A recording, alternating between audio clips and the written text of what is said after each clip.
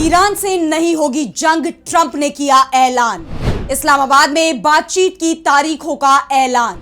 20 अप्रैल को ही शुरू होगी बातचीत, होगी डील। अमेरिका ने ईरान को भेज दिया समझौता प्रस्ताव। ईरान से जंग लड़ने से पहले अमेरिका ने एक बार फिर सरेंडर करने के संकेत दिए हैं। डोनाल्ड ट्रंप धमकी दे रहे थे कि अगर ईरान ने डील नहीं की तो अमेरिका 22 अप्रैल से उस पर हमला बोल देगा। लेकिन जब ईरान ने कह दिया कि हम बातचीत करने ही नहीं जा रहे, तब ट्रंप के तेवर ढीले पड़ गए। कहां वो ईरान को धमका रहे थे कि डील करनी पड़ेगी, और कहां वो ईरान को बातचीत की टेबल पर लाने के लिए परेशान हो गए। और अब ट्रंप की तरफ से कहा गया है कि हम लोग इस्लामाबाद जा रहे हैं, बातचीत करेंगे और कोई हल निकालेंगे। ईरान की तरफ से भी इसे लेकर नरमी के संकेत मिले हैं, जिसके बाद कहा यह जा रहा है कि शायद जंग की जरूरत ही नहीं पड़ेगी। जब तक बातचीत चलेगी, सीजफायर भी चलेगा और उम्मीद है कि समझौता भी हो जाएगा। और आज हम अपनी स्पेशल रिपोर्ट में बात करेंगे ईरान और अमेरिका के बीच बातचीत के इस दूसरे दौर की, और जानेंगे कि इस्लामाबाद में इस बातचीत को लेकर क्या है तैयारी। नमस्कार, मैं आराधना। तो शुरू करते हैं हमारी ये खास रिपोर्ट और बात करते हैं इस्लामाबाद में होने वाली अमेरिका और ईरान की दूसरे दौर की बैठक की।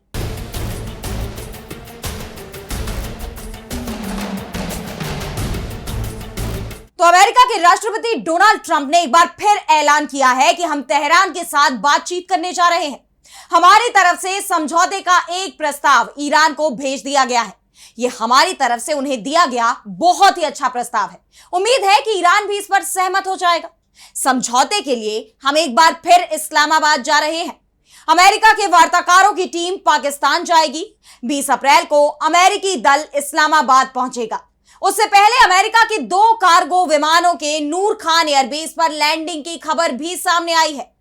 ट्रंप के बयान के बाद अब यह तय माना जा रहा है कि अमेरिकी उपराष्ट्रपति जेडी वेंस और अमेरिकी राष्ट्रपति ट्रंप के खास दूत स्टीव विटकॉफ एक बार फिर ईरान से बातचीत की शुरुआत करेंगे। और अगर सब कुछ योजना के मुताबिक रहा तो अमेरिकी राष्ट्रपति डोनाल्ड ट्रंप के भी इस्लामाबाद पहुंचने की संभावना है। इस बारे में मीडिया से बात करते हुए खुद ट्रंप ने पाकिस्तान के प्रधानमंत्री शहबाज शरीफ और फील्ड मार्शल आसिम मुनीर की तारीफ करते हुए कहा है कि मैं भी जा सकता हूं। इस्लामाबाद बातचीत को लेकर ट्रंप ने कहा कि ईरान ने स्ट्रेट ऑफ हॉर्मुज में गोलियां चलाई। यह हमारे सीजफायर समझौते का पूरी तरह उल्लंघन है। कई गोलियां एक फ्रांसीसी जहाज और एक ब्रिटिश मालवाहक जहाज पर चलाई गई, जो ठीक नहीं है। मेरे प्रतिनिधि पाकिस्तान के इस्लामाबाद जा रहे हैं और वे 20 अप्रैल की शाम तक वहां पहुंचकर बातचीत करेंगे। ईरान ने हाल ही में कहा कि वो स्ट्रेट ऑफ हॉर्मुज बंद कर रहा है, जबकि हमारी नाकाबंदी पहले ही इसे बंद कर चुकी है। वे अनजाने में हमारी मदद कर रहे हैं और नुकसान उन्हीं का हो रहा है, जो करीब रोज $500 मिलियन का है। इससे अमेरिका का कोई नुकसान नहीं हो रहा। कई जहाज अभी अमेरिका की तरफ तेल लेने के लिए जा रहे हैं।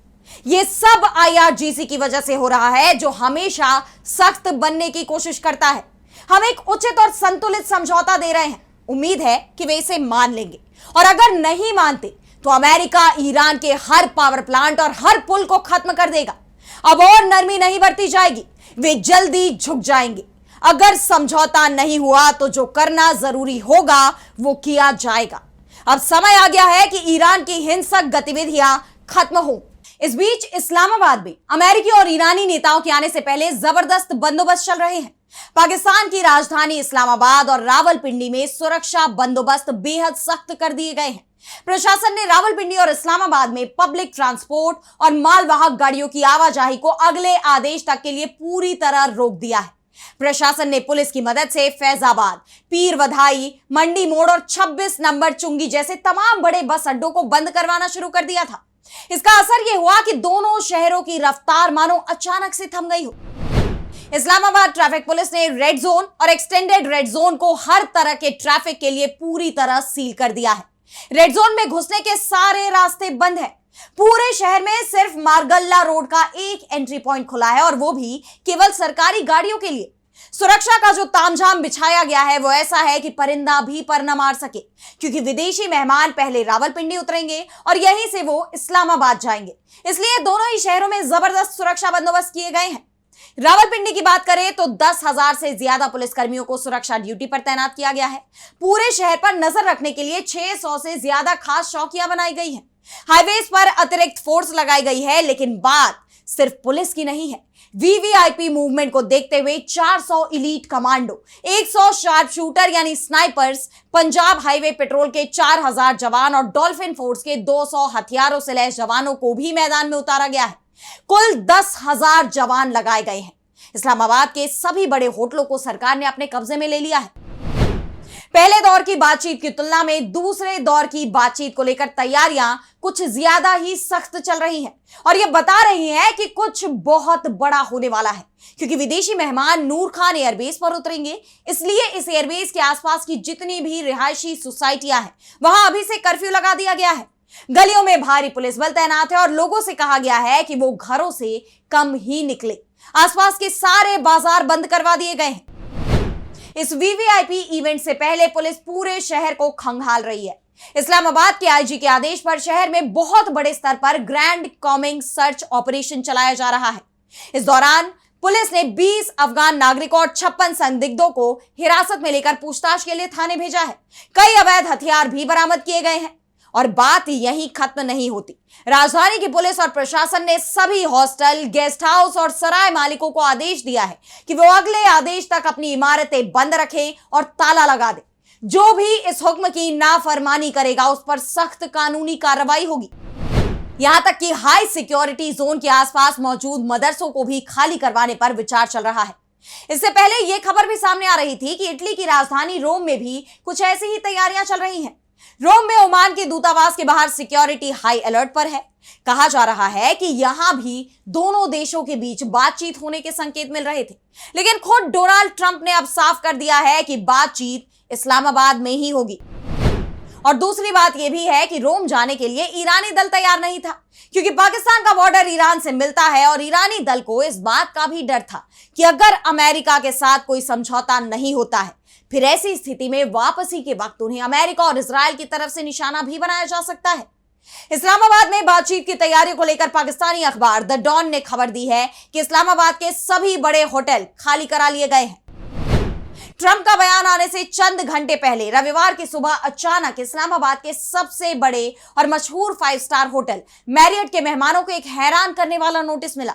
होटल के जनरल मैनेजर की तरफ से जारी किए गए इस फरमान में मेहमानों से साफ कह दिया गया कि वो रविवार दोपहर 3 बजे तक अपने अपने कमरे खाली कर दें। और वजह यह बताई गई कि पाकिस्तान सरकार ने एक बेहद अहम इवेंट के लिए पूरा का पूरा होटल अपने कब्जे में ले लिया है।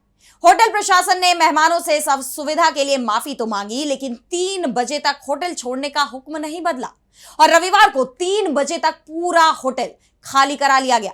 बात सिर्फ मैरियट की नहीं है। अमेरिका और ईरान के बीच पहले दौर की बातचीत की मेजबानी करने वाले सेरेना होटल ने भी अगले कुछ दिनों के लिए अपनी सारी बुकिंग्स बंद कर दी हैं।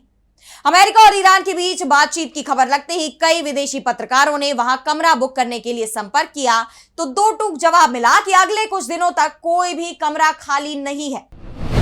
यानी इस्लामाबाद में इस बैठक के लिए तैयारियां जोरों पर हैं। ऐसे में अब सबकी नजरें इस्लामाबाद के साथ ही अमेरिका और ईरान पर भी टिक गई हैं कि क्या ये दोनों देश इस्लामाबाद में दूसरे दौर की बातचीत के लिए इकट्ठे होंगे, और अगर ये बातचीत होती है तो इसका क्या नतीजा निकलेगा। बहरहाल आज स्पेशल रिपोर्ट में इतना ही। कैसी लगी आपको रिपोर्ट हमें कमेंट सेक्शन में बताइए, और अगर आपको रिपोर्ट पसंद आई तो वीडियो को लाइक करना ना भूलें और चैनल को सब्सक्राइब कर लें। इसी के साथ मुझे दीजिए इजाजत और देश दुनिया की तमाम बड़ी खबरों के लिए आप देखते रहिए डीवी लाइव। नमस्कार।